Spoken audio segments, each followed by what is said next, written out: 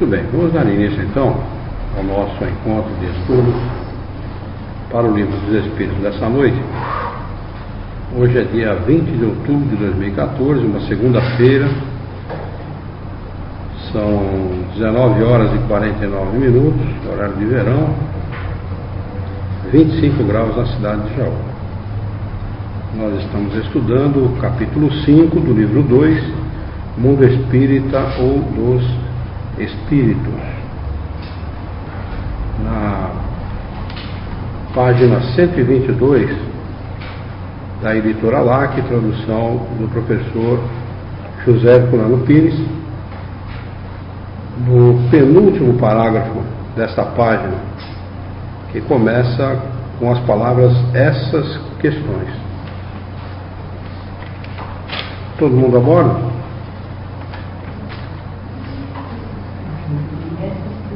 Essas questões. Tem a pergunta de número 5, o primeiro parágrafo, o segundo parágrafo depois da pergunta número 5. Essas questões. Página 122. Achar? Ah, tá bom. Tá bom. Você é 124? É que às vezes a editora muda alguma coisa, insere alguma coisa, acaba. Mas vamos lá.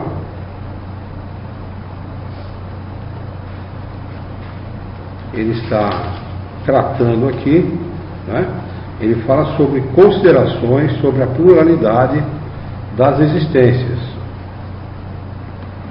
que é um fundamento da doutrina espírita. Não é isso?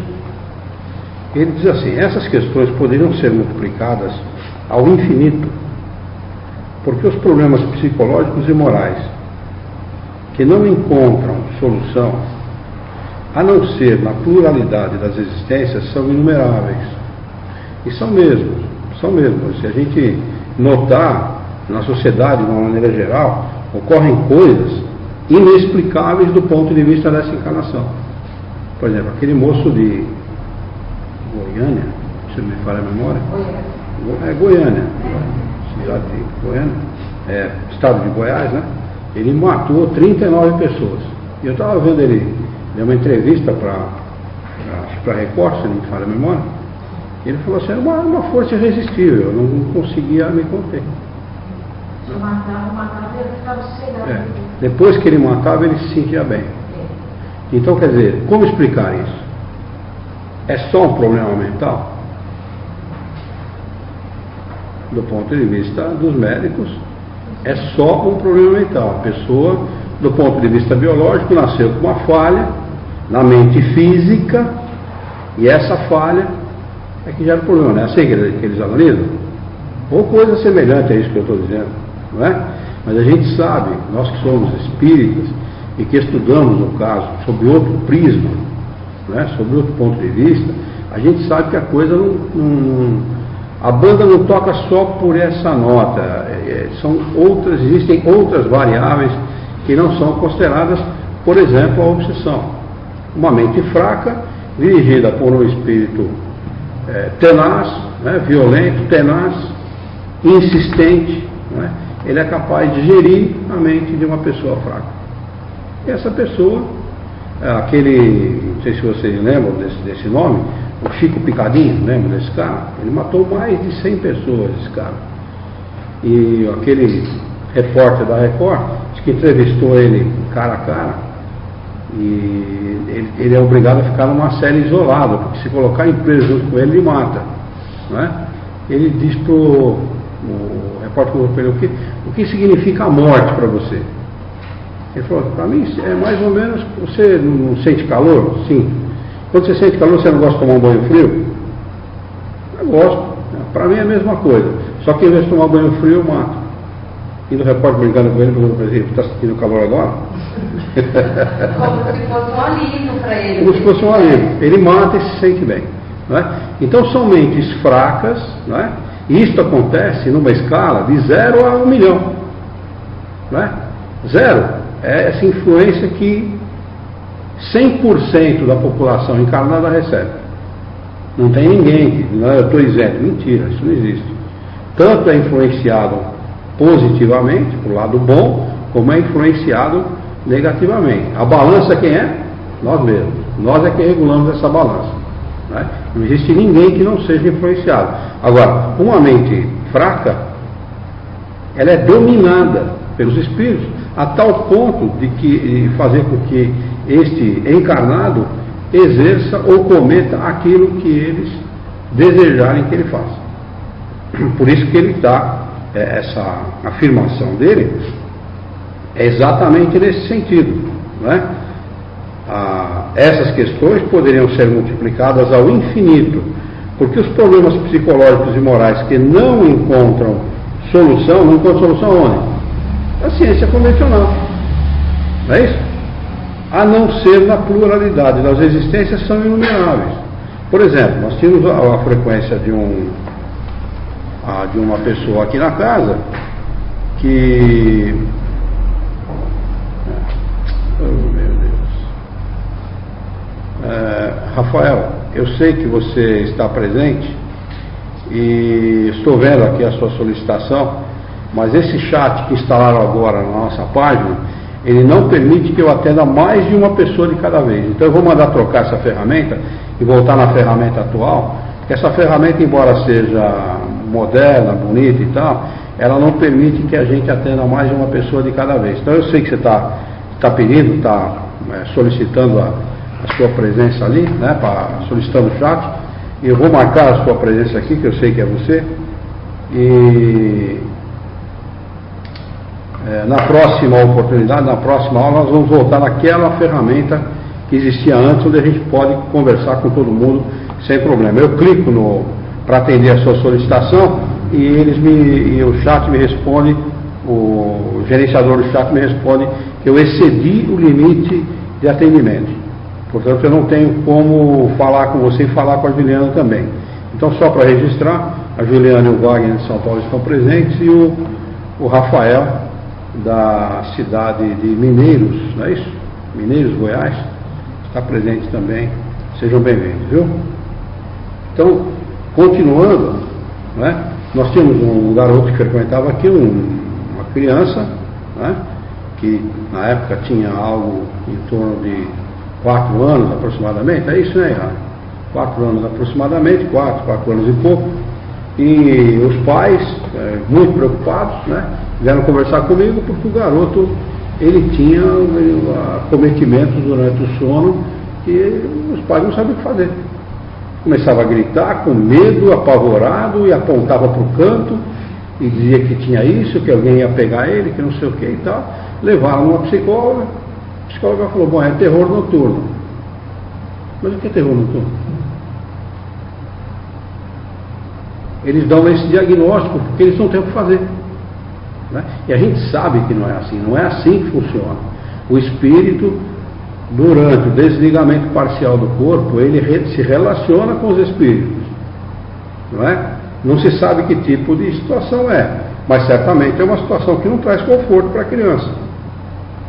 Fizemos um tratamento nele aqui na casa, ensinamos os pais a lidar com a questão, né? A conversar com ele, fazer prece, pôr a mão sobre a cabeça, dar um passe, né? E cada vez que ele tinha o tal do terror noturno, se resolvia dessa maneira e tudo ficou bem. Era só uma questão de relacionamento dessa criança com os espíritos, de alguma maneira, né? Então, quer dizer, as variáveis são inúmeras, né? Eu acho que existem outras coisas que eu não vou me recordar agora, mas pelo menos essas 3 eu me recordo de imediato, coisa que a nossa ciência convencional não resolve, não tem condição de resolver, porque não vai além do túmulo, nem antes do berço e nem além do túmulo. Ela fica nesse espaço de tempo entre o berço e o túmulo, e esse espaço de tempo não responde todas as coisas, né? Não responde mesmo. Perguntar para o mesmo psicólogo que falou que ele tem terror noturno, me explique por que então uma criança tem mais aptidão que a outra, mais inteligência que a outra. Não sabe explicar. Ela pode dar 1000 respostas, mas nenhuma que realmente convença, nenhuma que realmente esteja dentro de uma racionalidade que possa explicar de maneira racional uma pergunta como essa. né? E a gente sabe que as diferenças de aptidão, as diferenças de recursos, a maturidade, etc., tudo tem uma resposta nas encarnações, nas mais diversas encarnações. Muito bem. Limitando-nos apenas aos mais gerais, seja como for, talvez se diga que a doutrina da reencarnação não é admitida na Igreja. Isto seria, portanto, a subversão da religião. Nosso objetivo não é, no momento, tratar desta questão, bastando-nos haver demonstrado que ela é eminentemente moral e racional. Essa afirmação de Kardec não deixa a menor dúvida, né? Pode não ser aceita por outras, mas que ela é moral e racional, sem dúvida ela é. Porque ela explica questões e resolve questões que as outras não conseguem resolver. Aonde para a religião e a ciência continua a doutrina dos Espíritos. Aí eu preciso fazer aqui um parênteses, desculpe. Nós vamos continuar já. Eu queria registrar aqui o aniversário da Associação Jauense de Estudos Espíritas, que é na data de hoje. Nós vamos comemorar sexta-feira, uma palestra, né, um evento no sábado e no domingo, mas hoje, efetivamente, comemora-se 12 anos da fundação da casa. Há 12 anos atrás, nós estávamos na rua Lourenço Prado 508, né, no meio de um monte de poeira, sem cadeira para sentar, fazendo a reunião domingo às 3 horas da tarde, fazendo a reunião de fundação da Associação Jauense de Estudos Espíritas, no dia 20 de outubro, há 12 anos atrás. Né? Então, deixar registrado aqui o nosso carinho a esta casa e a todos os que participam dela, encarnados e desencarnados, sobretudo os bons espíritos, nosso diretor espiritual e o grupo que aqui trabalha nos assessorando, nos estimulando, nos amparando, nos ajudando. O nosso carinho, o nosso respeito a eles. Parabéns por vocês, pela força de vontade e garra. Muito bem, vamos lá. Ora, o que é moral e racional não pode ser contrário a uma religião que proclame Deus como bondade e a razão por excelência. O que teria acontecido à religião se, contra a opinião universal e o testemunho da ciência, tivesse resistido à evidência e expulsado de seu seio quem não acreditasse no movimento do Sol e nos 6 dias da criação? Que crédito mereceria e que autoridade teria entre os povos esclarecidos uma religião baseada nos erros evidentes oferecidos como artigos de fé? Quando a evidência foi demonstrada, a Igreja sabiamente se alinhou ao seu lado. Se está provado que existem coisas que seriam impossíveis sem a reencarnação, certos pontos do dogma não podem ser explicados senão por esse meio. Será necessário admiti-la e reconhecer que o antagonismo entre essa doutrina e os dogmas é apenas aparente. Mais tarde mostraremos que a religião talvez esteja menos afastada dessa doutrina do que se pensa, e que ela não sofreria mais ao admiti-la do que com a descoberta do movimento da Terra e dos períodos geológicos, que a princípio pareciam opor um desmentido aos textos sagrados.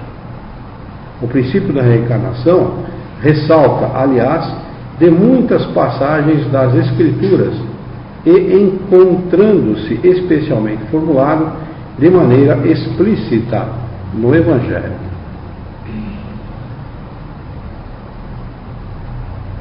Aqui tem um texto, não é, que está em São Mateus, no capítulo 17 do Evangelho de São Mateus, que diz o seguinte: descendo eles a montanha após a transfiguração, Jesus lhe preceituou, dizendo: não digais a ninguém o que vistes, até que o Filho do Homem seja ressuscitado de entre os mortos.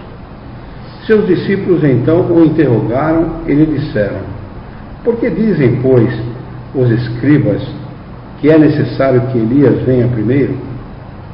E Jesus respondendo lhes disse: em verdade, Elias virá primeiro e restabelecerá todas as coisas. Mas eu vos declaro que Elias já veio e eles não o conheceram. Antes o fizeram sofrer tudo quanto quiseram. Assim também eles farão morrer ao Filho do Homem. Então entenderam os discípulos que era de João Batista que ele lhes havia falado. Explicação de Kardec a respeito dessa passagem. Ora, se João Batista era Elias, então a reencarnação do espírito ou da alma de Elias, houve então a reencarnação do espírito ou da alma de Elias no corpo de João Batista. E é claro o texto no Evangelho, né? Está em todos os Evangelhos dessa maneira, né?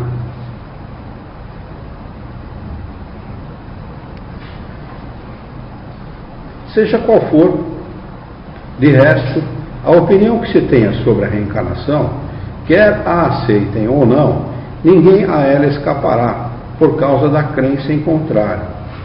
Agora, o que é mais interessante, que está no Evangelho de São Mateus dessa maneira, existem outras passagens que ressaltam, né, a evidência da reencarnação, e a igreja simplesmente se omite de aceitar, né?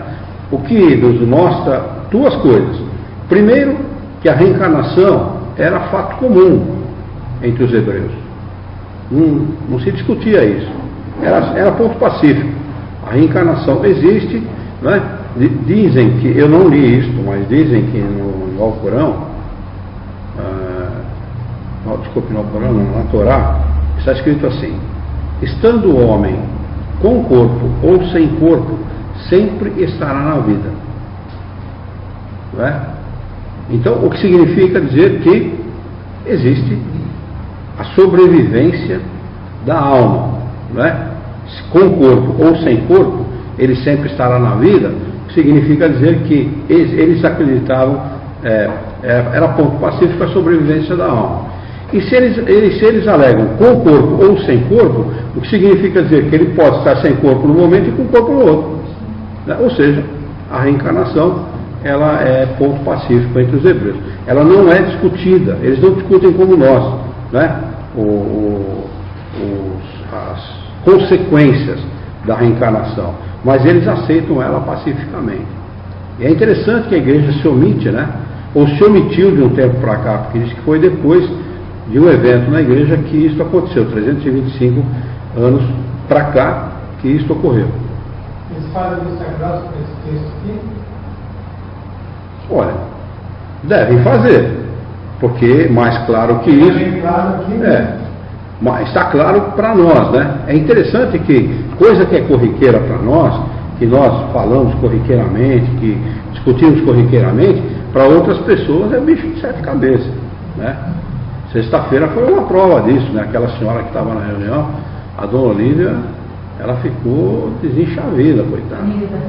É uma coisa tão corriqueira. É uma coisa tão corriqueira para nós, né? Mas na hora que me deram uma carona, a Juliana, com a companheira dela, ele falou também que ele nunca tinha visto uma reunião igual a nossa. Assim, abertamente, direto, conversar, tirar a dúvida mesmo dos outros centros que eles tinham visto. O grande problema de fazer uma reunião nesses termos é que você precisa de conhecimento. Porque senão a pessoa que está dirigindo a reunião, se ela não tiver conhecimento suficiente, ela vai colocar em xeque a doutrina. Que ela vai deixar de responder. Vai ter perguntas que não vai ser capaz de responder. Ela vai deixar de responder, ou ela vai responder de maneira errada, sem conhecimento doutrinário, aí ela põe em xeque a doutrina. Por isso que a grande maioria não abre para perguntas e respostas. Não permite esse tipo de abertura de medo de se colocar em xeque. Né? Mas é muito interessante. É engraçado, né? Porque como assim, é tão livre os assuntos, vão surgindo as coisas que a gente discute, que é aleatório, né? Uma hora a gente está falando de uma coisa, na outra. Por coincidência, ela está fazendo até drenagem pós-operatória. Ela passou por uma lipoaspiração atrás. Então, para ela foi um engolido a seco, né? Aí eu pensei, falei pro William, eu acho que ela levou, mas eu nem sabia que ela vinha na reunião hoje, nem que ela pensasse que eu pudesse ter falado alguma coisa para eles, não teria cabimento. Não, mas eu falei, eu citei o caso. Não, depois eu falei para ele, você não sabe o que significa. Não, mas eu achei, essa daí pra mim também foi uma lição. Eu falei, cada um vem e ouve o que tem para buscar, o que precisa. São os espíritos que comandam esse tipo de coisa, a gente não tem domínio. A gente cita o caso como uma aberração, e foi uma aberração. A moça colocou em xeque a vida dela, perdeu a vida por conta de vaidade, né? Quer dizer, é uma aberração, é esdrúxula a coisa, né? Agora não falei dirigindo para ela, né? A não ser que ela entenda errado, ou entenda mal. Isso é a prova realmente que a gente ouve, que tá pra gente, que vem pra gente. É verdade, é isso mesmo que acontece. Isso acontece com todo mundo, viu? Isso acontece com todo mundo. E não pensem vocês que a gente também não aprende, porque as pessoas falam, bom, como é que você pode aprender você falando? E as inspirações que a gente recebe?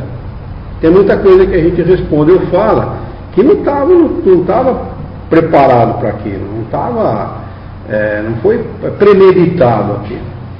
A Dona Aurília, amiga da Cíntia, confidenciou para nós, que ela frequentou muito tempo a federação, mas nunca ouviu isso daqui. Nunca ouviu. Porque ela falou assim, eu estou tendo mais de 10 anos. Mas o que se fala então? Porque isso para a gente esse valor. É o corriqueiro, é o dia a dia, é o comum. É segredo, é ciência. É o comum.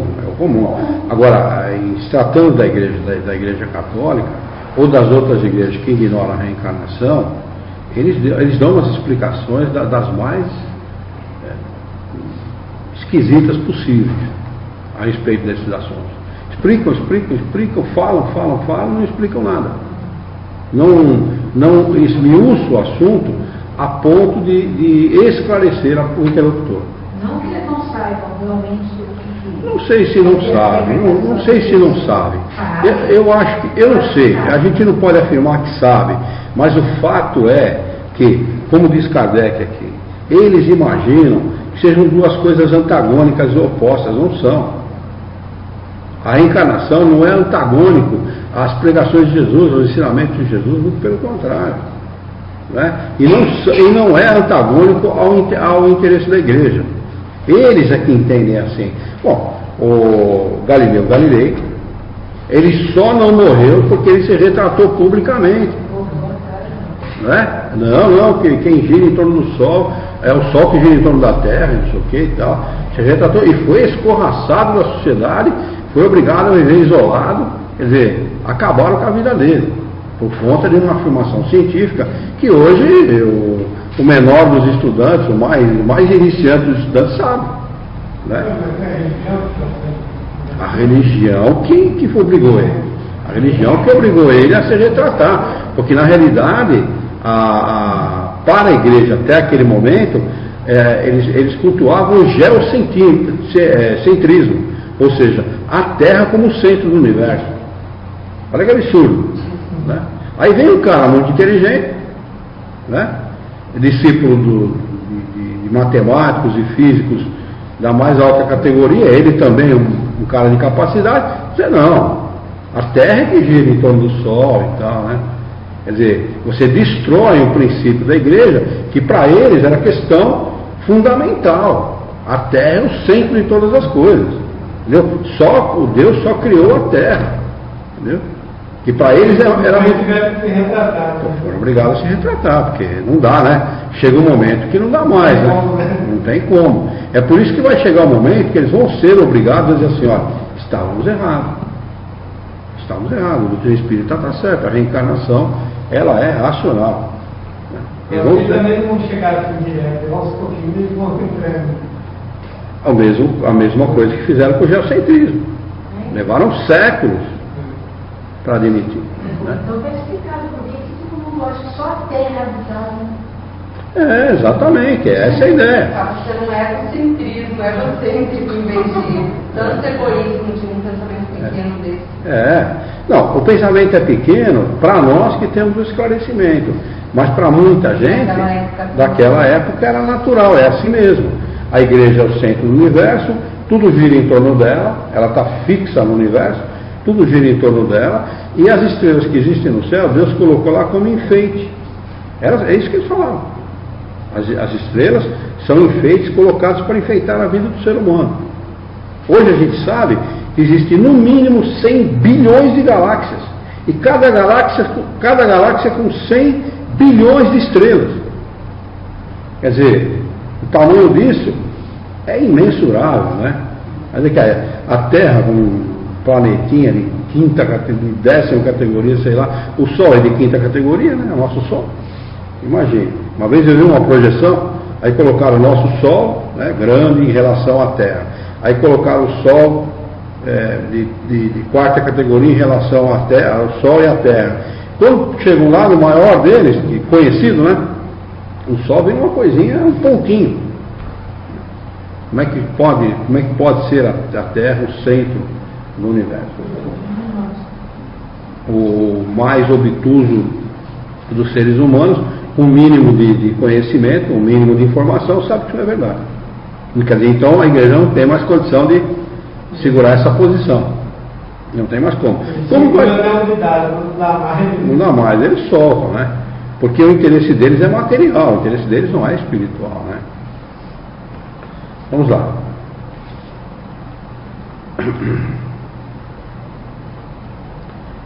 Raciocinamos, como dissemos, fazendo abstração de todo o ensinamento espírita, colocando todo o ensinamento espírita de lado, que para certas pessoas não tem autoridade.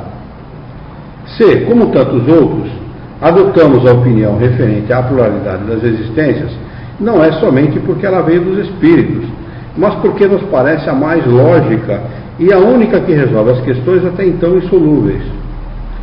Que ela nos viesse de um simples mortal, e a adotaríamos da mesma maneira, não hesitando em renunciar às nossas próprias ideias. Aliás, esse é o grande problema. O cara fecha com uma ideia, você pode vir com 200 ideias melhores que aquela. O cara, por orgulho, por vaidade, não aceita as outras ideias. Enquanto que o livre pensador, ele não fecha numa ideia só. Ao contrário, ele está sempre aberto a novos conhecimentos, a novos entendimentos. Do mesmo modo, nós a teríamos repelido, embora viesse dos espíritos, se nos parecesse contrária à razão, como repelimos tantas outras. Porque sabemos, por experiência, que não se deve aceitar de olhos fechados tudo que vem dos espíritos, como aquilo que vem da parte dos homens. O alerta de Kardec, nesse sentido, é sempre muito incisiva, viu? Não aceitar o que vem dos espíritos de olhos fechados, como nós não devemos aceitar aquilo que vem dos homens, né? Estou diminuindo, porque está meio geladinho, acho que deve estar chovendo lá fora.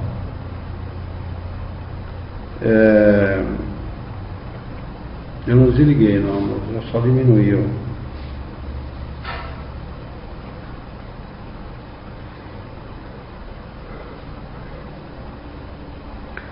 Seu primeiro título, aos nossos olhos, é, antes de tudo, o de ser lógica.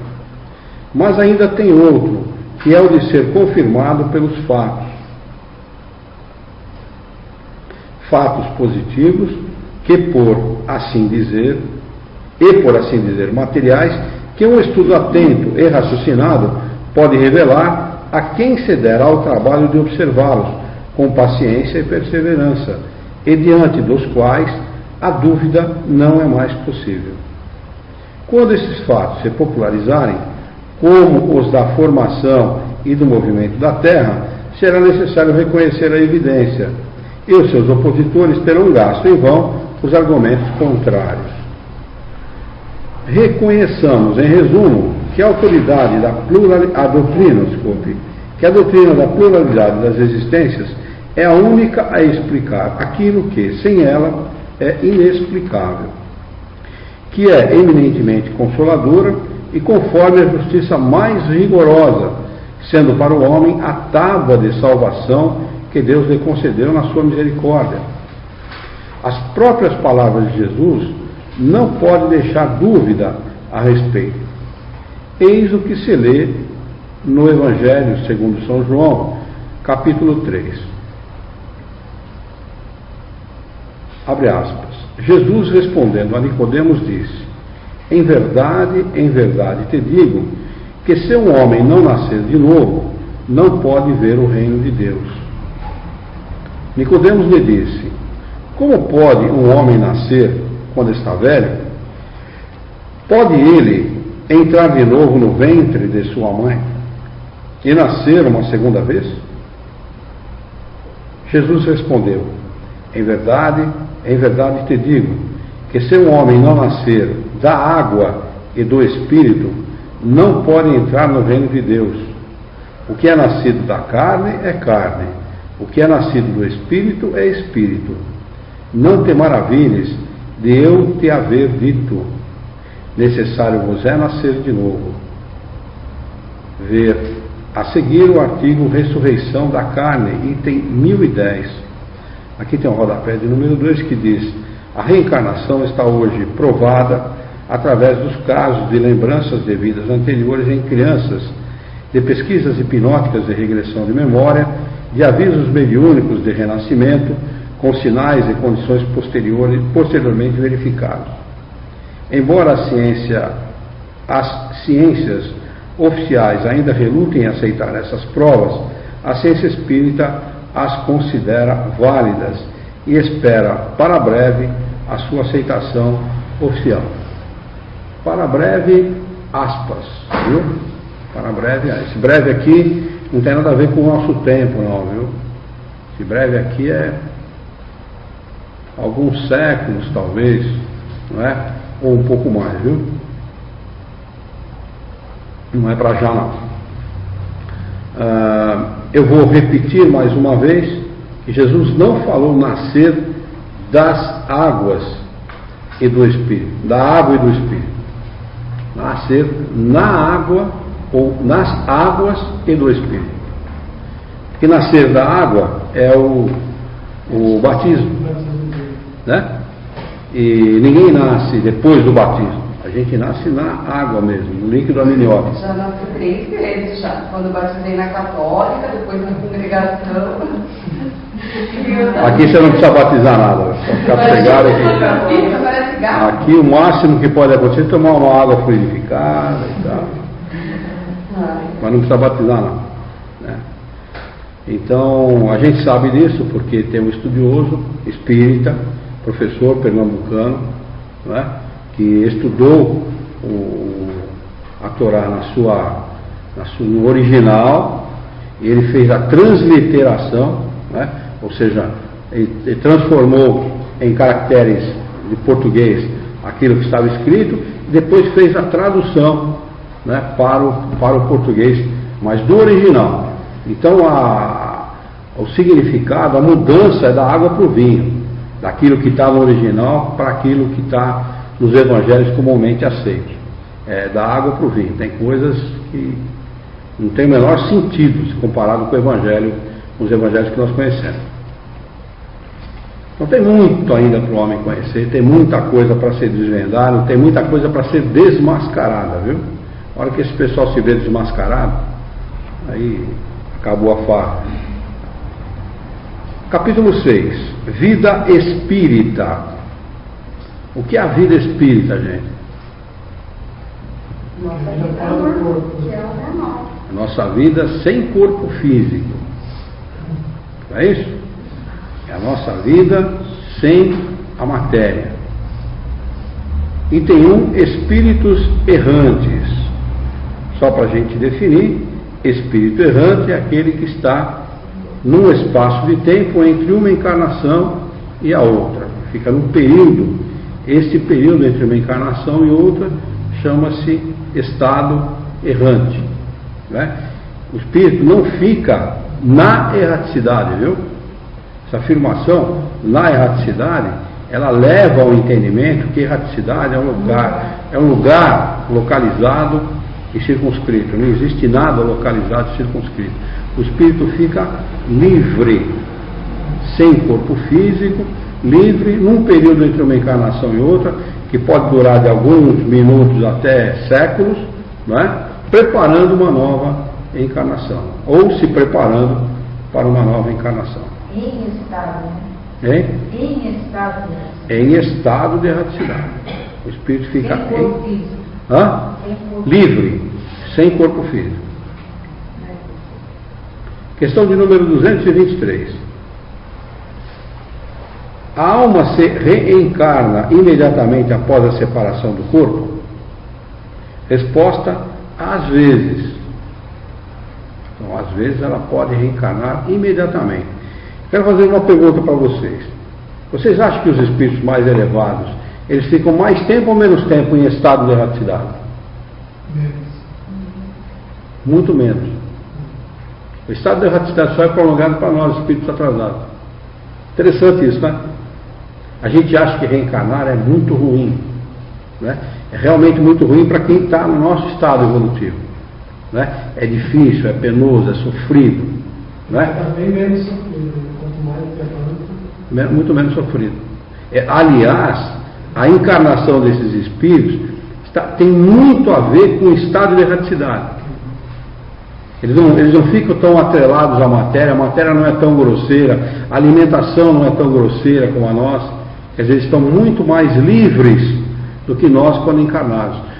A nossa... É tão bruta a encarnação aqui na Terra que você esquece seu estado de erraticidade. E eles, ao contrário, eles ficam quase que na mesma situação, dependendo da evolução do espírito. É muito semelhante uma situação e outra. Eles vão se livrando da matéria. Vão se livrando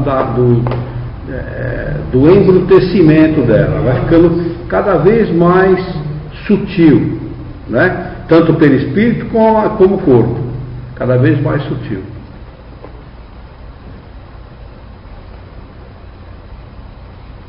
Então ele responde que pode se dar imediatamente às vezes. Às vezes imediatamente, mas na maioria das vezes depois de intervalos mais ou menos longos. Nos mundos superiores, a reencarnação é quase sempre imediata. Olha que interessante. A matéria corpórea, sendo menos grosseira, o espírito encarnado goza de quase todas as faculdades do espírito. Seu estado normal é o dos vossos sonâmbulos lúcidos. Sabe qual é o estado de um sonâmbulo lúcido? Ele interage com os espíritos lucidamente. Vai narrando o acontece. Ele interage com os espíritos, conversa com um, conversa com o outro, recebe ensinamento, verifica o que está ocorrendo no mundo espiritual, né? De maneira lúcida, né? Esse é o estado do sonâmbulo lúcido. Imagina viver assim. Você vive como encarnado e ao mesmo tempo... Já é um superior. Já são espíritos, né? Como ele diz aqui, ó. Nos mundos superiores, né? Não são mundos como o nosso, nem mundo de regeneração, já um mundo mais avançado. 224. O que é a alma nos intervalos das encarnações? Resposta: espírito errante, que aspira a um novo destino e o espera. Pergunta para vocês: os espíritos tiveram aqui a oportunidade de ensinar a respeito das colônias ou não? Se existisse, teriam. Poderiam ter ensinado, não poderiam? O que é a alma no intervalo das encarnações? A alma fica em tal lugar, assim, assim, né? E, no entanto, ele diz assim: são espíritos livres, sem corpo físico, espírito errante, que aspira, deseja um novo destino, ou seja, uma nova encarnação, e o espera, fica aguardando a oportunidade, né? A encarnação de espíritos afins ou simpáticos num determinado mundo, para que ele possa retomar, junto àqueles com quem ele tem afinidade, um novo corpo, uma nova encarnação, né? 224A. Qual poderá ser a duração desses intervalos? Resposta: de algumas horas a alguns milhares de séculos. É mole? Ficar milhares de séculos entre uma encarnação e outra, o cara deve ter sido do chifre furadão mesmo, né? Feito coisa que até Deus duvida, né? Feito coisa assim, do chifre furado mesmo. De resto, não existe, propriamente falando, limite extremo determinado para o estado errante, que pode prolongar-se por muito tempo, mas nunca é perpétuo. O espírito tem sempre a oportunidade, cedo ou tarde, de recomeçar uma existência que sirva à purificação das anteriores. Ou seja, a lei de evolução agindo constantemente a nosso favor. Constantemente, porque às vezes fala assim, pô, peraí, milhares de séculos, não é? Como é que é esse negócio, né? Como é que fica para um espírito que fica milhares de séculos em estado errante? Né? É só aprendizado. O que ele não aprendeu aqui encarnado, ele vai aprender em estado de erraticidade. Humildade, né? Reverenciar a criação, ter respeito com a vida, respeito consigo mesmo, respeito com o próximo. Vai aprender em estado de erraticidade. Você não quer aprender? Você vai aprender. Não adianta não querer aprender, não tem essa. Não, eu sou revoltado, não quero aprender. Não. Você vai aprender. Ou você vai aprender por bem. Como é que é? Medido, o tempo é medido aqui, no caso está sendo medido com a nossa medida, né?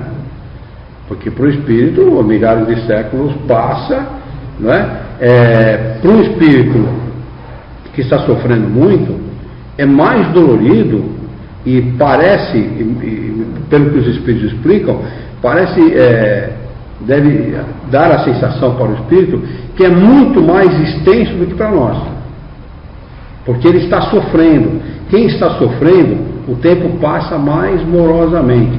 E ainda com uma dificuldade. Eles não visualizam, não vislumbram o fim daquele sofrimento. Quer dizer, tudo concorre para o espírito parar e meditar. Quando ele toma uma boa decisão, os milhares de séculos acabam, se desvanecem naquele momento. Entendeu? Se não, se ele for renitente no mal, ele pode ficar à vontade, velho. Seu nariz está empinado agora, mas ele vai fazer assim, ó. Ele abaixa. Quer você queira, quer não. Vai abaixar. Né? Que tá, né? É que tá. O cara, quando é orgulhoso e vaidoso, tem gente que está sofrendo, o cara está passando por coisas terríveis e ele não perde a pose. Não é assim? Eu conheci um amigo meu que ele falava a respeito de um povo aqui da América Latina, eu não vou dizer o nome, porque não interessa. Ele diz assim, eu estive lá várias vezes, neste país, e as pessoas lá se penteiam muito bem, se vestem com a melhor roupa, e o sapato por cima está sempre brilhando. Mas se você mandar ele erguer o sapato, por baixo tem vários furos. O que significa?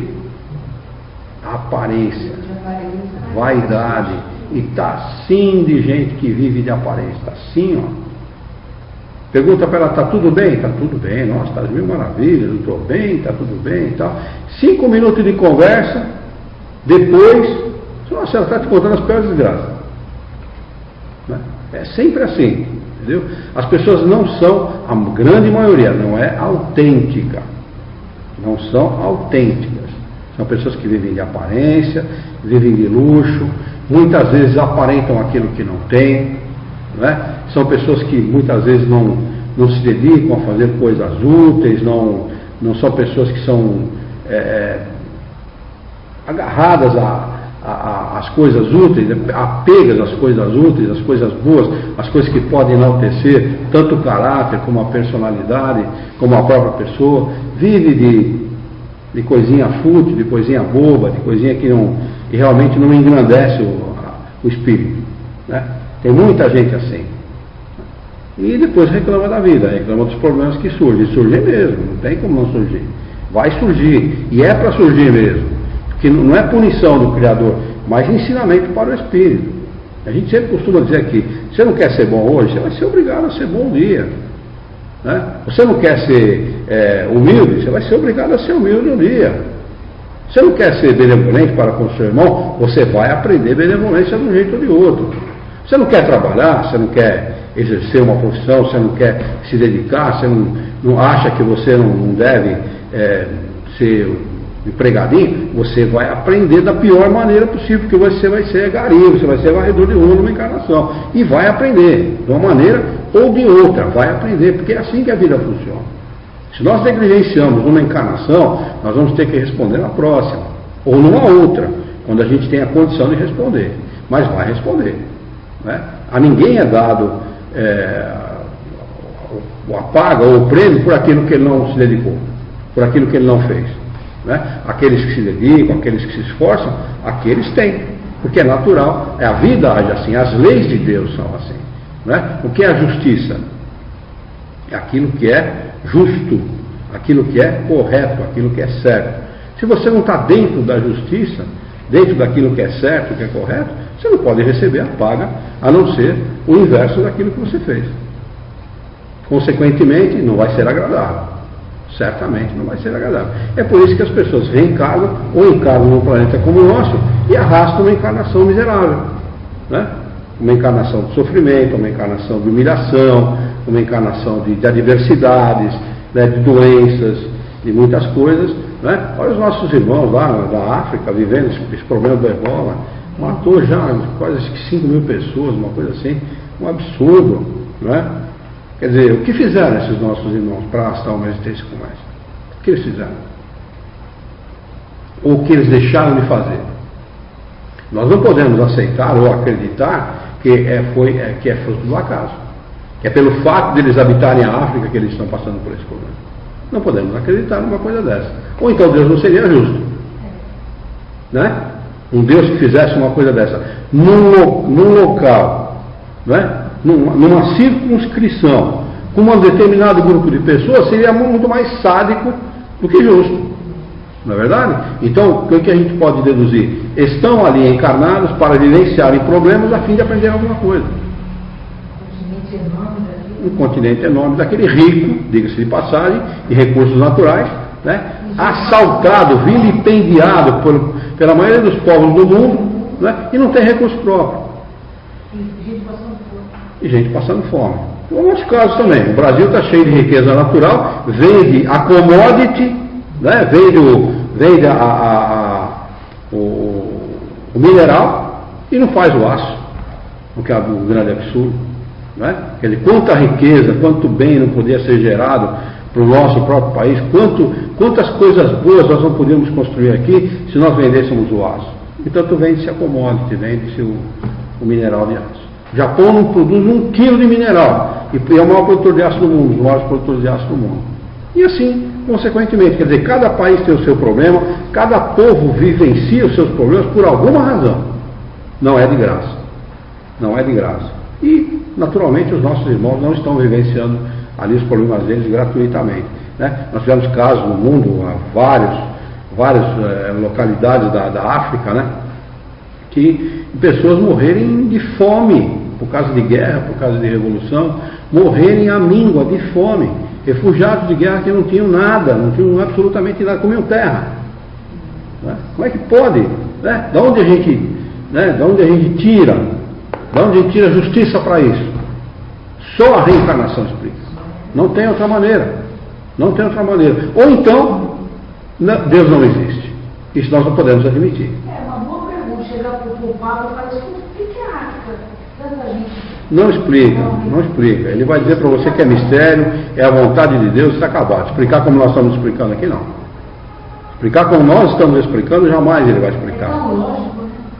Para nós, porque o princípio da reencarnação está inserido no nosso contexto. Não existe erro, não existe acaso, não existe gente inocente. Então, não existe vítima.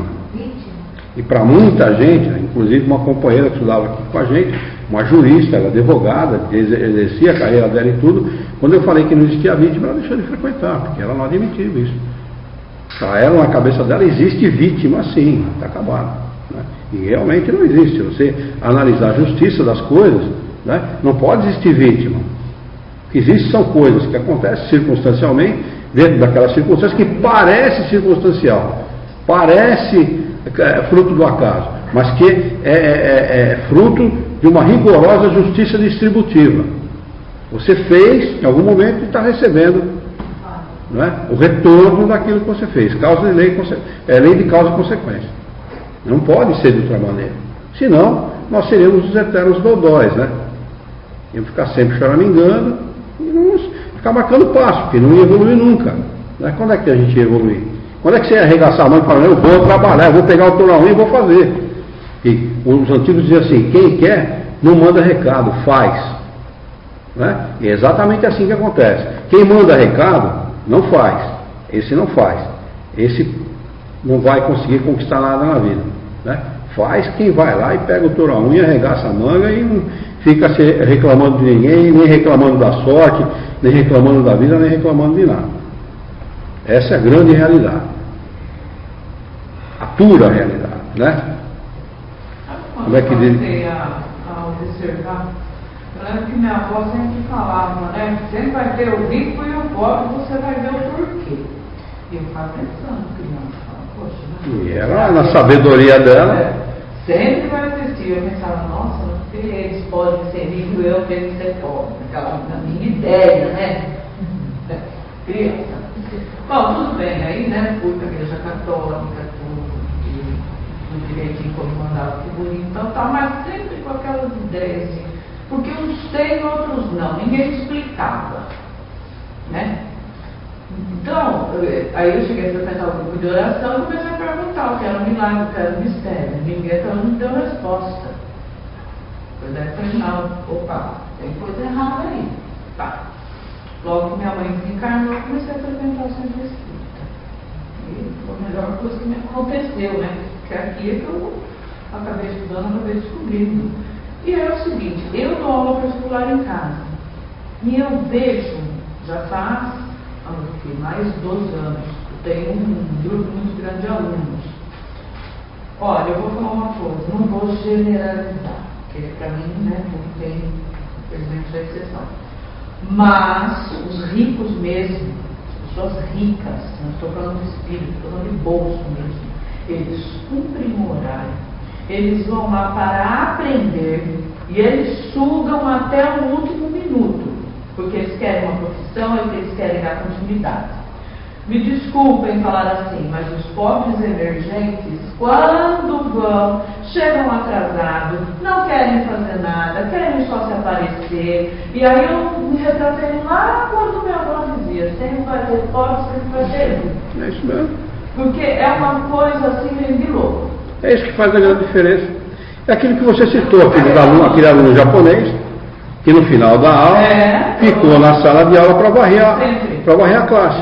Peça para um brasileiro fazer isso. Ele vai dizer que você está infringindo os direitos humanos dele. Eu já pedi isso, mas não eu, como outros professores pedimos para deixar em ordem a sala. Outro dia veio a mãe falar que o filho não era servente. A escola tinha servente para quê? Eu falei para fazer a limpeza. Agora jogar papel, isso aqui não tem lixo. Quer dizer, um japonês rico, de classe média, é o normal para ele, é o natural. Quer dizer, por isso que numa ilhota, né, nós temos 8 milhões e meio de quilômetros quadrados. Os caras numa ilhota conseguem construir um país rico, né, um país de ponta, tecnologicamente falando, né, acossados por terremoto, por tudo, né, por uma grande guerra mundial, pelo menos, né, que destruiu o país e tudo. Essa é a grande diferença. Por isso que a gente volta a falar, Deus não pode premiar, né, a não ser de maneira equânime, igualmente, aqueles que fazem contra aqueles que não fazem nada, ou que fazem pouco. Né? Tem que premiar aquele que faz, aquele que se dedica. Né? Por que nós sabemos aquilo que sabemos? Porque nos dedicamos a estudar. Se você ficar de braço cruzado em casa assistindo novela, ou dormindo, e a vontade é de dormir, não é? Depois de um dia de trabalho, você recosta no sofá, gostoso seria tirar um cochilo, depois de tomar um banho, assistir um filme e tal. Esse seria, né, mas nós estamos aqui nos dedicando, procurando nos dedicar ao conhecimento, com qual objetivo? Melhorar a nosso nível de moral, ao nosso conhecimento moral, né? Nossas atitudes. Se você deixar o corpo dominar, você não levanta. Não levanta. Nossa, tem dia que você não consegue Não levanta da mesmo. cama. Muito bem, vamos seguir em frente então.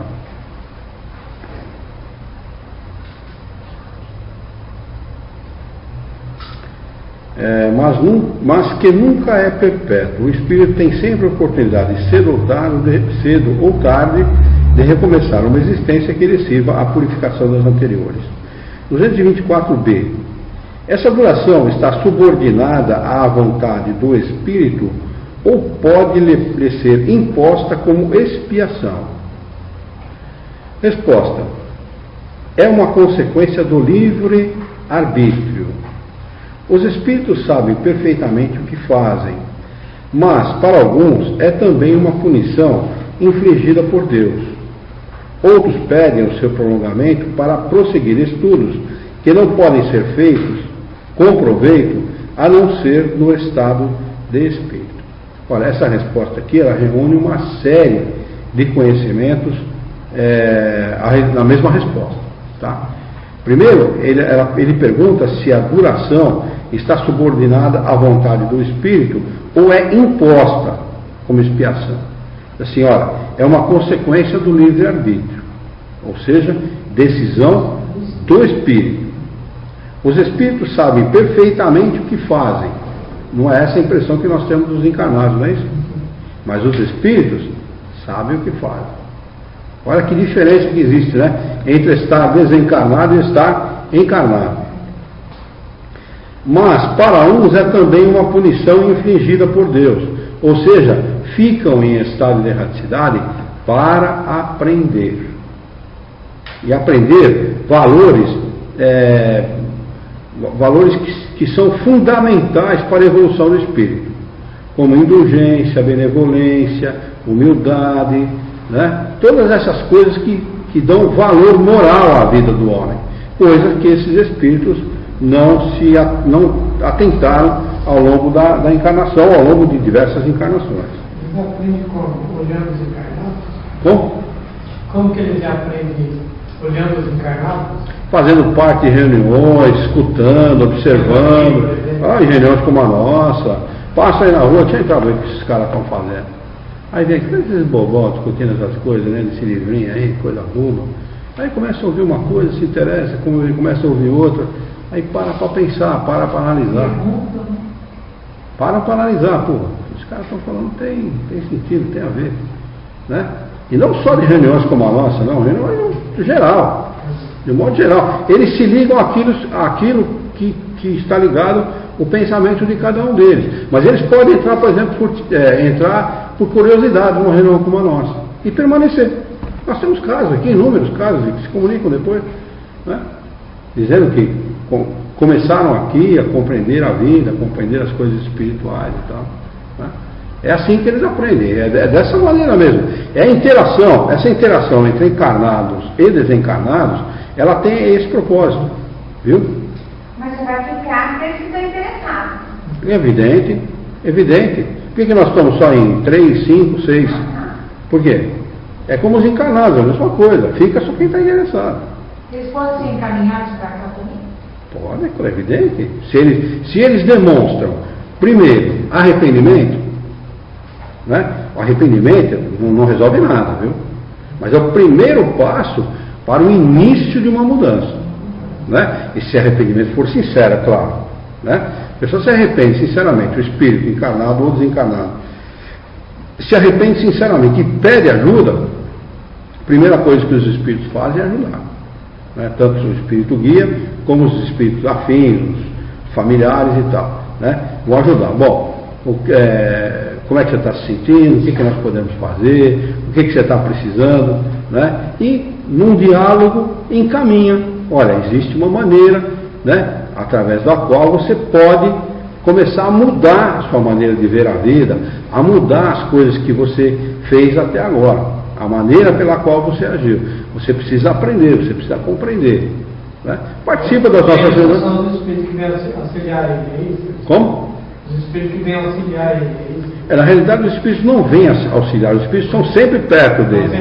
Estão sempre perto dele, aguardando o momento chave, né? O momento chave, o momento, vamos dizer assim, aquele ponto nevrálgico da mudança daquele espírito, que é o momento onde ele pede ajuda, ele se lembra de Deus, ele se arrepende daquilo que fez e pede ajuda a Deus, pede ajuda a Jesus, que Jesus é a nossa referência, né? Do mundo ocidental, a referência é Jesus, não é isso? Pede ajuda, os espíritos já estão sempre em torno, estimulando, lançando bons pensamentos, né? Inspirando esses espíritos e tal. Quando ele pede realmente, ele pede ajuda, ele quer uma mudança, eles estão ali imediatamente ajudam. Ou encaminham para uma casa como a nossa, para ele conversar e tal, e depois ser encaminhado, efetivamente conversar com os espíritos que trouxeram ele e tudo, ou então, se tiver condição, os espíritos já falam imediatamente com ele e já encaminham, né? É assim que funciona. Mas existe essa inter-relação entre encarnados e desencarnados, tem propósito. E o propósito é sempre aprendizado, é sempre isso. Entendeu? Essa inter-relação, ela não é fortuita, não é por acaso, não. Ela tem um propósito muito sério, profundo, né? Tanto da gente aprender com eles, quanto eles com a gente. Sim, sempre. Sempre. É inter-influência. Encarnados influenciam sobre desencarnados, desencarnados influenciam sobre desencarnados. Inter-influência. Se nós influenciamos, nós podemos, através dessa influência, ajudar ou prejudicar alguém. E vice-versa também é contrário. Se os espíritos influenciam, eles podem ajudar ou prejudicar alguém, dependendo do espírito que está influenciando.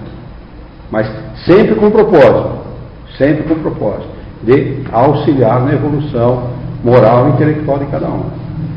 Ô, Sr. Luiz, uma pergunta, tem um que eu estou com vontade de fazer, não sei nem se é boba alguma coisa, que eu vou falar confessar, eu tenho medo, até meu cunhado, irmão dele, ia falar, a dona Jura, que é uma vizinha nossa que se encarnou há pouco tempo, que mora sozinha, e como lá a casa é antiga, né, e tem um corredor gigante escuro, eu não passo.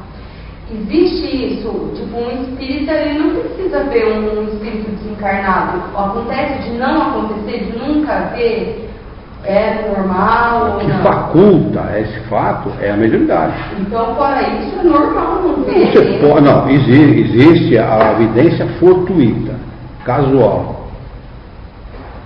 Mas sempre, nunca é direta.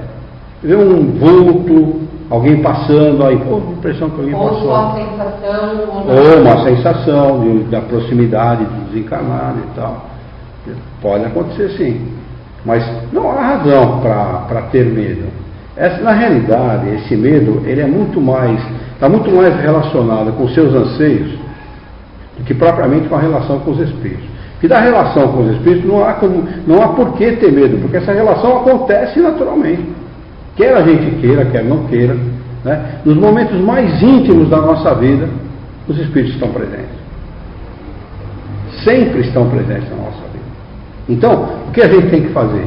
Escolher quem vai estar presente na nossa vida. A nossa casa é para receber todo mundo? Absolutamente. Não é mesmo. A nossa casa tem que ser tratada como um santuário, uma igreja. A gente permite que ele vai fazer baile dentro da igreja? Permite que vai falar palavrão dentro da igreja? Não. É assim que a gente deve tratar a nossa casa. Nossa casa a gente escolhe quem vai a dedo, de preferência muito poucos ou quase nenhum. É assim que a gente tem que tratar a nossa casa, nosso lar. Entendeu? Nosso lar tem que ser um santuário, vamos dizer assim, um oásis onde você retorna para descansar. Você sabe que ali você vai encontrar a retaguarda necessária para você poder descansar, para você poder refazer as suas energias físicas, para você poder se estruturar espiritualmente, psicologicamente, emocionalmente, para você enfrentar o dia a dia. Por isso que ela tem que ser tratada dessa maneira, com todo respeito. Não é? Então a gente precisa criar um ambiente muito propício para isso. Tem gente que recebe tudo quanto é gente em casa, é bebida, é cigarro, é palavrão, né? Entra quem quer, quem não quer também, põe tudo que a gente dentro de casa. É perigoso, é muito perigoso. Aquele caso da qualificação fluídica que nós falamos na sexta-feira, é aquilo. Né? E até lá, às vezes, a gente parece que não descansa, como é o mesmo ambiente, só separado. Até a Fábio uma vez falou: Bel, deixa essa porta aqui sempre fechada, que é a porta que vai lá para sua casa. Parece que você está constantemente trabalhando, sente um clima de trabalho, que é o pessoal que é, né, corre lá para o fundo, vem aqui na frente no salão, corre. Isso que eu perguntando. Sim. Se olha, a gente, se você não está se sentindo bem num ambiente, num lugar, mude. Mude, porque o ambiente, ele é criado, ele é feito, ele é proporcionado pelos encarnados e os desencarnados que habitam ali. Depende, se é casa antiga, se é casa muito velha e tal, dependendo de quem habitou, o que fizeram na casa, o que aconteceu na casa, o que ocorreu na casa, ela pode ser uma casa fluidicamente mal preparada. Mas, gente, eu não posso ir transformando, mudando isso? O seu ambiente, pode, claro, o seu ambiente. O seu ambiente. Mas se você perceber que a coisa não está correndo bem, não está indo bem, mude. Deixa o salão para trabalhar lá e vá procurar um quarto, um cômodo de cozinha, alguma coisa onde você tenha tranquilidade. Porque às vezes a pessoa mora de aluguel numa casa e não tem paz naquela casa, não vem mesmo. Tem espírito que ele se encarna e se acha dono do lugar. Ele não entende que ele desencarnou, que ele não é mais dono. Eu sou dono. Aqui mando eu. Como é que eu vou ir a casa sem me perguntar, sem pedir a minha opinião? Aquele filme Os Outros, aqui, um pouco de verdade aqui. Como é que é? Os Outros, é o nome do filme. Claro, evidente. O espírito, ele permanece no lugar aonde ele está ligado. Se você está ligado com a terra, ligado com o problema de tua família, problemas materiais, você fica ligado àquilo. Por isso que é fundamental nós nos desligarmos das coisas materiais. Eu sempre falo isso. É fundamental. Amar o nosso lar, amar os nossos parentes, os nossos filhos, esposa, esposo, etc. Tá certo, tudo bem, tem que amar mesmo. Né? Mas uma coisa é você amar, outra coisa é você se sentir dono. Isso é outra situação. Entendeu? Ninguém pertence para ninguém e ninguém tem que ficar ligado a ninguém como propriedade. É claro, evidente que por amar, se você desencarnar, eventualmente, né, você tendo uma oportunidade, você vem, vê como está, inspira bons pensamentos, ajuda, enfim, procura dar a tua colaboração para aquele grupo de pessoas a quem você está ligado. Né? Mas ficar ligado, apegado ao problema, ligado a questões, a querelas humanas entre um e outro, entre um filho e outro, entre uma nora e um genro, não, isso é problema deles, eles que vivem a vida deles. Entendeu? É assim que a gente precisa aprender a viver. O que é um pouco difícil, porque a gente fica apegado. Entendeu? É preciso nós aprendermos a nos desapegar. Amar é diferente daquilo que a gente pensa que seja amor. Amar é outra coisa, amar é libertar. Quem ama liberta, quem ama não fica, não, você é meu, você é minha, nada disso. Meu filho, minha filha, nada disso. Eu te adoro muito, eu te amo até as últimas consequências, eu como um caminhão de esterco junto com você se for necessário. Mas eu te amo muito. A vida é tua. Segue a tua vida, faz o que você achar melhor dela. Quando precisar de alguma coisa, conte comigo, mas nada de propriedade não. Eu conheci viajante, quando eu era viajante, o cara ligava para casa na minha frente, o cara fez isso. Ligava para casa, meu filho, minha filha, eu te amo tanto. Para, rapaz, que isso? Barbada esse tamanho para ficar chorando no telefone. Para! Pois que tem cara, se morre um filho, morre uma filha, o cara morre junto. Para! Não é assim. Não é? Amar não é isso. Não é? Vai dizer que isso é demonstração de amor? Não é não. Isso é demonstração de apego. Isso é outra coisa. Paixão. Amor não é paixão. Amor é uma coisa sadia, sólida, madura. Isso é amor. A gente percebe muito isso quando você namora e depois que você tem uma relação estável. Namoro é paixão. A relação estável não é paixão. Paixão é paixão de torcedor de futebol por time. Isso é paixão, que o cara vai lá, se mata, se arrebenta, se quebra todo. Né? Outra coisa é amor. Amor é uma coisa estável, sólida, né? É amizade. Não tem nada a ver com paixão. Né? E o homem, ele tem uma tendência a se apaixonar pelas coisas. Eu sou apaixonado pela minha família. Tem que ser burro. Não tem que se apaixonar por ninguém, rapaz. Ame a sua família. Dedique-se a ela, trabalhe muito e dê à sua família tudo o que ela precisa. Aí você demonstra amor. Né? Aí o cara gosta muito da família, é apaixonado pela família, mas não trabalha. Que amor. É amor, né? Vamos anotar aqui a 224B? Para a gente retornar, né? Vamos lá, então anotem a 224B para nós retomarmos na próxima. Hoje é dia 20. O senhor pede para eu usar o banheiro lá na loja do bar. Estava do lado da casa do banheiro pedindo licença para Deus é pago, eu já fico. Nossa! Ele falou, aí ele saiu falando, o que foi, sumiu? Não, a dona da casa está muito baixa, eu vou dar licença, eu sou. Mas olha, a gente fala assim, sabe por quê? A ideia do desencarnado ainda não é uma coisa solidificada para você. Porque o dia que você solidificar essa ideia, você vai perceber que não existe a menor diferença entre encarnados e desencarnados. E que o desencarnado, ele não te faz nem 1/10 do mal que pode te fazer no encarnado. Não, isso é até como costume a gente fala, né? Não, você não tem que ter medo dos mortos, você tem que ter medo dos vivos. Mas na prática, na verdade. Mas é exatamente isso. Na prática, é muito mais tranquilo, é muito mais fácil do que a gente imagina. Entendeu? É porque para o ocidental, para os povos ocidentais de uma maneira geral, a morte é apresentada como algo tétrico, terrível, abominável.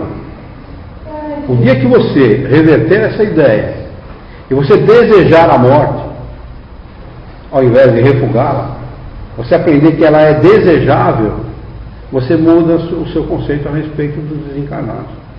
Você vai lidar com eles com a naturalidade com a qual elas devem ser, da maneira que ela deve ser lidada mesmo. Por quê? Porque se você demonstrar medo e um espírito quiser te obsediar, eu estou falando você, porque nós estamos dialogando, mas não estou me referindo a você. Estou falando de modo geral. Uma pessoa qualquer que tenha muito medo do desencarnado, muito medo do espírito, e ela tiver que ser obsediada, o medo vai ser um ponto a favor do obsessor. Eu e a nossa cansados de ir no porão para o estudar. Eu ia sempre de noite, acendia a luz e ia. Eu tinha medo de bicho, rato, essas coisas. Não que a Cristina tinha medo de espírito lá no porão. E um dia ela saiu correndo, já tinha alguém para entrar isso para ela. Eu falei, só pode, mas não vai ser alguém. Mas é uma coisa tão natural, gente. É tão natural. A minha empresa, quando eu comprei ela, começou lá em cima na rua Álvaro Souza e Silva. Neste mesmo salão, há um tempo, até depois eu fui ligando os fatos, eu descobri que era isso. Uma empresa montou uma indústria de calçado. E eles procuraram o Centro Espírita, eu não era presidente do Centro Espírita naquela, procuraram o Antônio de Paula, para pedir ajuda, porque estava acontecendo muitas coisas e tal, e a empresa estava indo muito mal, e eles percebiam a presença de espíritos lá dentro e tal. E eles foram ajudados, depois eu não vi mais aquele pessoal, e eles realmente foram à falência. Eu, quando comprei essa empresa, eu fui lá no salão e tal, na Álvaro Souza e Silva, e no fundo tinha um lugar recuado lá, dentro do salão, mas à parte, que estava cheio de forma de calçado, faca de calçado, um monte de sujeirada e tal. E nós começamos as nossas atividades e tudo, e estava indo normalmente. E um dia eu resolvi limpar aquilo lá. Chamei, acho que 4 ou 5 caçambos, para você ter uma ideia de sujeira. Atrás do salão, o vizinho, em vez de jogar lixo na rua, jogava o lixo ali. Saiu umas 4 ou 5 caçambas ou mais de sujeira. Tudo bem. Limpei tudo, arrumamos tudo e tal. Mandei pintar, coloquei uma porta ali, acabou virando uma almoxarifado da feira. Porque era coisa que precisava ser guardada, escondida, separado, trancado, por ser perigoso, ficava guardado ali. Muito bem, um dia eu estou na frente da empresa, o salão era comprido, eu estou na frente da empresa, do lado da pirocona estava parada aqui, eu estava aqui. Quando eu olho na direção de uma divisória assim, com uma porta, um sujeito andando. E eu fui atrás dele. Sumiu. Aí eu deduzi, este espírito é aquele que, muito provavelmente, depois estava bravo porque nós limpamos aquele local, porque aquele local era o local onde foi preparado alguma coisa para aquela outra empresa. E a chaleira que você deixou no fogo? Minha filha ali deixa uma chaleira, isso no começo, hein? Deixou uma chaleira no fogo, com água fervendo, para fazer café. Não, na sexta-feira, não, para ir embora. Ela colocou água fervendo por alguma outra razão, eu não sei porquê, foi na hora de ir embora. Foi para escaldar a garrafa. Para escaldar a garrafa térmica, se eu não me engano. Deixou a água fervendo ali, ligou o fogo, encheu uma jarra de, como é que chama aquilo? Uma chaleira de água, colocou ali e deixou lá. Eu achei que ela tinha desligado. Quando volta no dia seguinte, estava o fogo ligado. Não, isso na sexta-feira ele voltou na segunda. Quando eu volto lá, estava o fogo ligado, a chaleira lá, o fogo derreteu o fundo da chaleira e não pegou fogo por causa disso. Mas imagine se isso não é algo que é influência do espírito. Imagine se não é. Era para destruir e proibir. O que tinha de álcool ali dentro, o que tinha de coisa inflamável, era o menor melhor. Ia queimar tudo. Nossa, ia pegar fogo num instantinho. Então, lidar com esse espírito não é algo incomum. Não pense que é incomum, não. Não pense que é porque você mora numa casa antiga, que alguém desencarnou ali, que você vai lidar com os espíritos por conta disso. Você lida com eles naturalmente. Embora você não se aperceba, você está lidando diuturnamente com eles. Tanto no estado de vigília, como durante o sono. Mas mandar embora também, assim, das influências, a gente sabe, eu perguntei assim, de ver mesmo, sabe? Você está vendo um agora, está olhando para Encarnado. Eu também. Muito bem, vamos fazer a nossa prece? Vamos elevar o nosso pensamento, mentalizar a figura excelsa e amiga de Jesus, nosso mestre, modelo e guia da humanidade. Juntos com Jesus vamos nos dirigir ao Criador, ao Senhor da vida, fonte inesgotável de paz, de amor, de bondade, harmonia, justiça e misericórdia, para agradecê-lo muito pela oportunidade de aqui estarmos reunidos em seu nome, para aprendermos as questões propostas esta noite.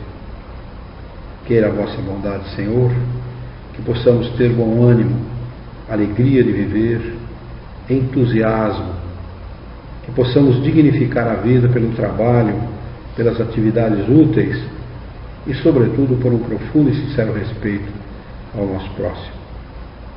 Em teu nome, Senhor, em nome de Jesus, em nome dos bons espíritos, em nome do nosso diretor espiritual e de sua equipe, de todos os encarnados e desencarnados que participaram do nosso encontro de estudos essa noite, nós o declaramos encerrado.